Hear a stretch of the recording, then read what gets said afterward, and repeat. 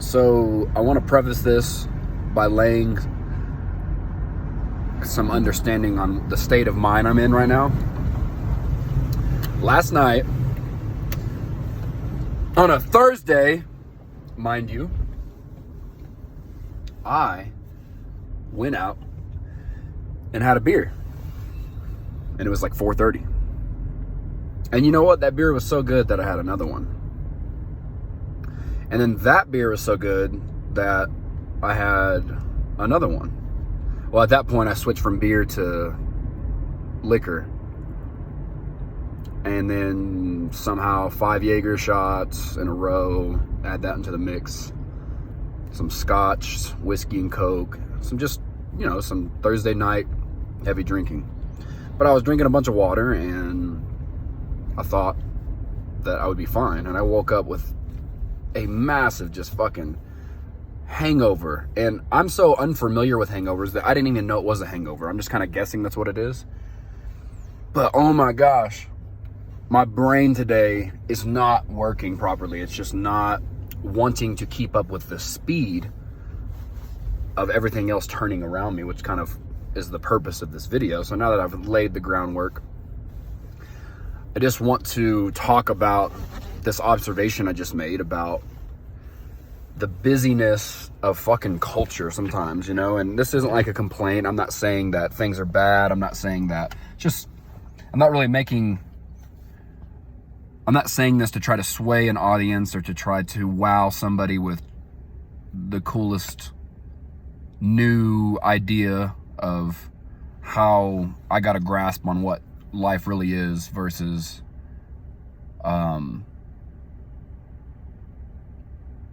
see what I mean? My brain's just not working. I don't even know how I'm trying to explain. I'm having a hard time explaining what I'm trying to explain. But anyways, all I'm doing is I'm just observing. I'm not really making any case. But it is interesting how at this point in my day, I just don't want to have to do anything. And it's on me. It's my blame. I did all this. But I'm just saying, I think it's okay for the human. Like, you're telling me that I expect you your whole life, Monday through Friday, you don't drink on weeknights so you can't go to work the next morning. Like, we're at a point in civilization, in my opinion, where life is easy enough now that we can start kind of make sharper cuts to fine tune the sculpture of a great experience of life while we are alive. So in the war times, the focus was different. Production was necessary at that rate. They even got to a point where women were doing the factory work and the distribution to get bullets and weapons and shit out for the soldiers, the male soldiers that were not at the house like they normally were. Not part of the family. They were away because the country had a problem that we all turned our focus towards and did our part to accomplish what we needed, which was, at that time, I guess everybody wanted to prevent the world from going to war. And I understand that.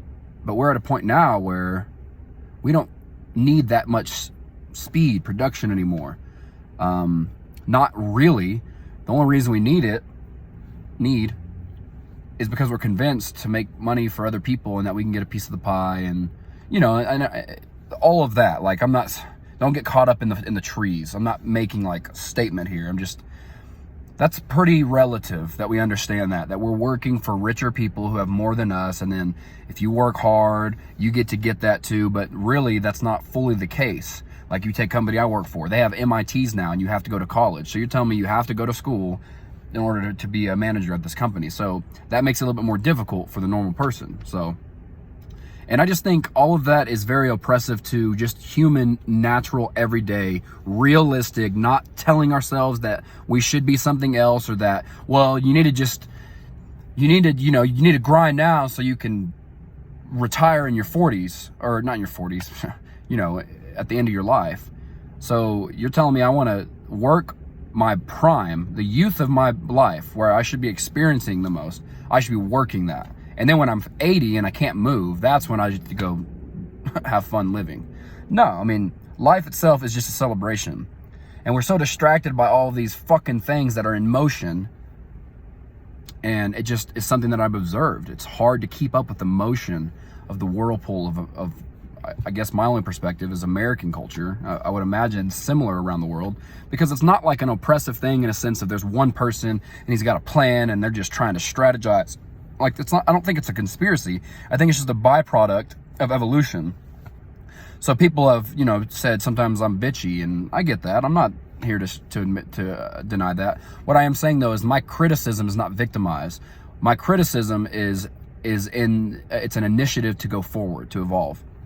So I do like to make these observations, and it's not like to get lost in a political or religious or all of those divisive ideologies. I'm just saying, based on my experience, if you were to ask me at an exit interview of my life, this is how I would say, well, this is what I think life was. I think you can improve in these areas. This was cool. It's great here, blah, blah, blah, and we need that. That's how humans go forward. So I just thought that was interesting. Like, when my body doesn't want to, but it's like, what's more important than my needs is the greater needs of the world, I guess. So I have to get up and go to work even though I had a hangover. And you might say, well, don't get a hangover.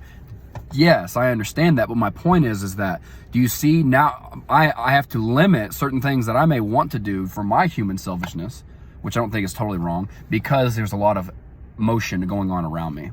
So I'm just an observation.